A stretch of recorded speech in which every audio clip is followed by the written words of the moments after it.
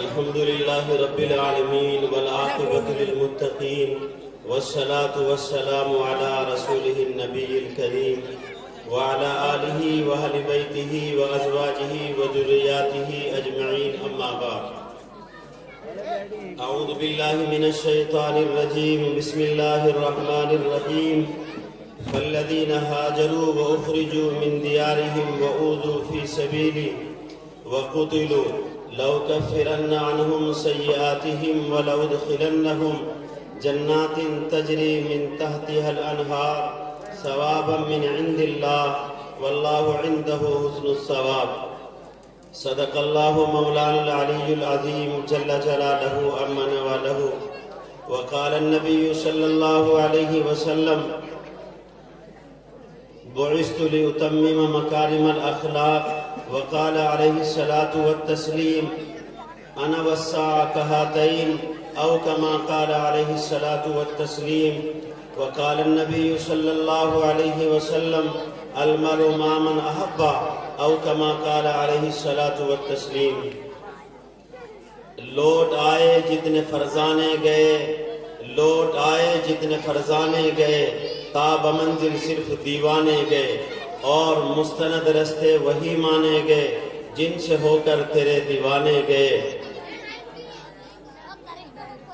حضرات علماء اکرام دور دراز سے تشریف فرما مہمانان عظام بزرگوں پیارے نوجوانوں عزیز بھائیوں پیارے بچوں اور بچیاں اور یہ ننھے منھے چھوٹے چھوٹے پھول پس پردہ ماں اور بہنیں آپ تمام حضرات نے بڑی محبت اور عقیدت کے ساتھ یہ جلسہ سجایا ہے دعا کیجئے اللہ تعالی ہم تمام حضرات کے مل بیٹھنے کو قبول فرما لے آمین۔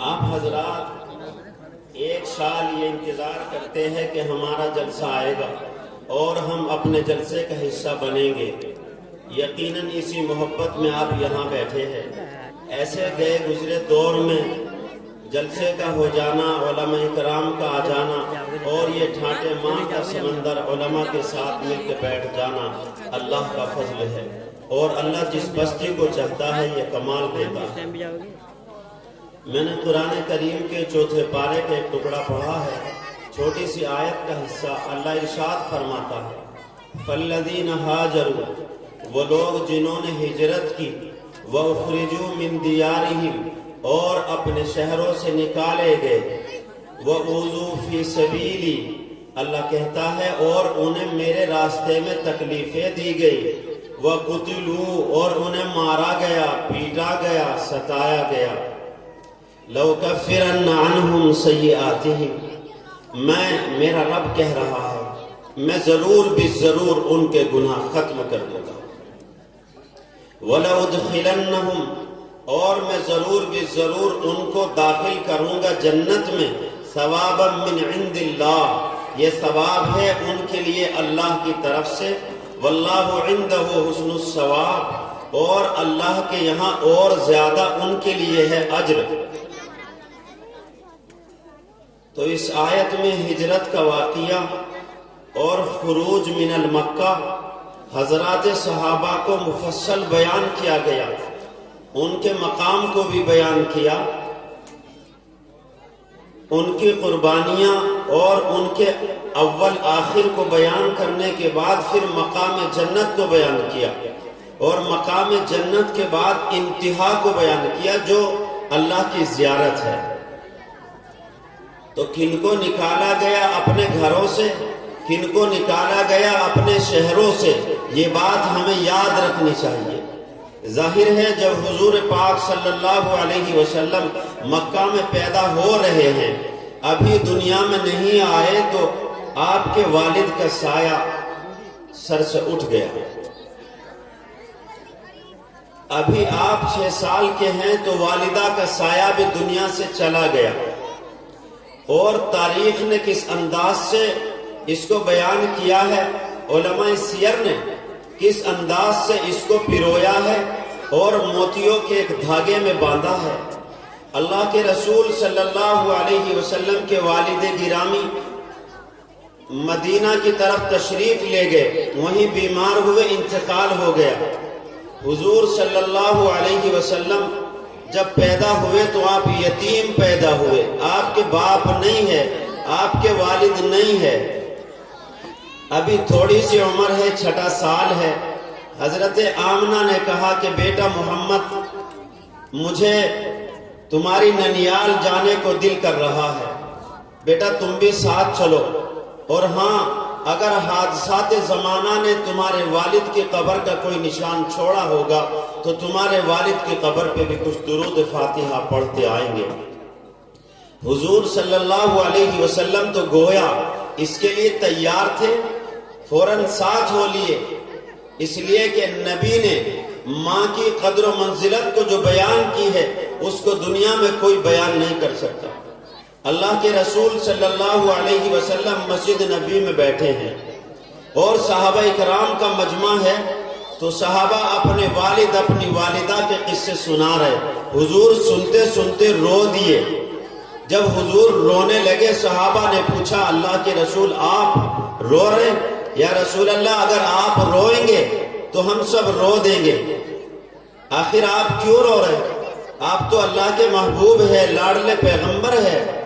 کہا اے میرے صحابہ سنو، میں آخری پیغمبر ہوں، 40 سال کی عمر میں میرے سر پر نبوت کے تاج کو سجایا گیا اور نبیوں کا دروازہ بند کر دیا گیا، لیکن میرے والد نہیں ہے، میری والدہ نہیں ہے، میری ماں نہیں ہے۔ ہر بچہ جب اس کو خوشی ملتی ہے اپنی ماں سے جا کے بتاتا ہے، اے کاش آج محمد کے والد اور والدہ ہوتے تو اللہ نے مجھے آخری نبی بنایا ہے، مجھے رسول بنایا ہے، میں محمد عربی صلی اللہ علیہ وسلم سارے نبیوں کا نبی، سارے ولیوں کا ولی، مسجد نبوی میں ہوتا اور صحابہ اکرام، انصار و مہاجرین، بدری صحابہ صف اول میں ہوتے اور میری ماں مجھے آواز دیتی یا محمد تعال عجل ثم عجل، اے بیٹے محمد ذرا دوڑ کے آؤ، اے محمد میرے بیٹے دوڑ کے آؤ، آمنہ کو تیری ضرورت ہے۔ اس وقت تو اے صحابہ کی جماعت میرا جواب کیا ہوتا؟ میں مسجد نبوی کے مصلی کو چھوڑ کے صحابہ کی صفوں کو توڑ کے اپنی ماں کے لیے کہتا لبیک یا والدہ، اے میری ماں آپ کا بیٹا محمد آ رہا ہے، آپ کا بیٹا محمد حاضر ہے، حکم لگا، آج نبی اپنی ماں کے لیے رو رہا ہے۔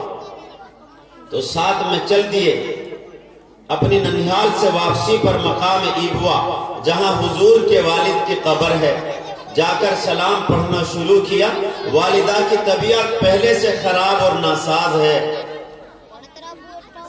والدہ نے بھی وہیں انتقال فرمایا۔ حضور کے ساتھ کوئی نہیں، صرف ام ایمن ہے، باندھی ہے۔ اب دونوں بچ گئے، والد بھی قبر کے اندر ہے، والدہ قبر سے باہر انتقال کر گئی۔ تو حضور صلی اللہ علیہ وسلم پر کیا گزری ہوگی؟ کوئی دلاسا دینے والا نہیں، تسلی دینے والا نہیں، صرف ایک باندھی ہے، حضور کو اپنے سینے سے لگایا، اونٹ پہ بٹھایا، مکہ لے کر کے آئی۔ اللہ نے ایک باندھی سے کیا کام لیا؟ نبی کو تسلی دیوائی۔ تو جو غلام یا باندھی نبی کو تسلی دیں، کل قیامت کا دن ہوگا، وہ حضور کے ساتھ جنت میں ہوگی۔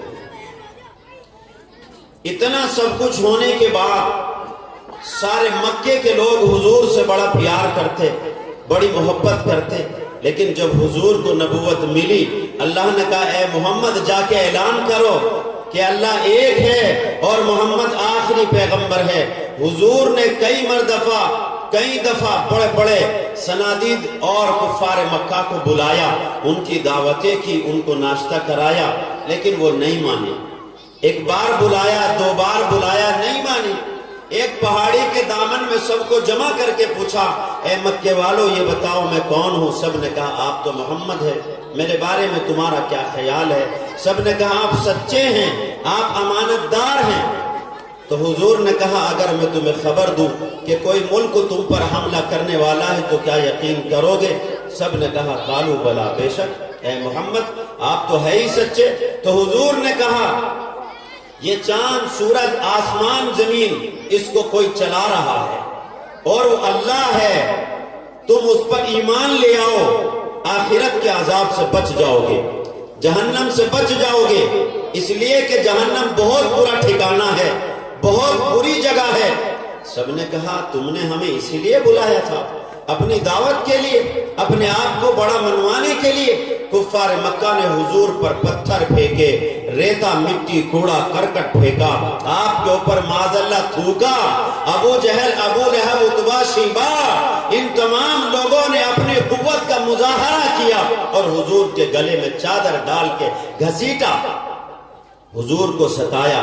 اللہ کے رسول صلی اللہ علیہ وسلم بڑے مایوس ہوئے۔ اللہ تبارک و تعالی نے فوراً آیت اتاری، جبرائیل کو بھیجا، جا جبرائیل میرا پیغمبر مایوس کھڑا ہے۔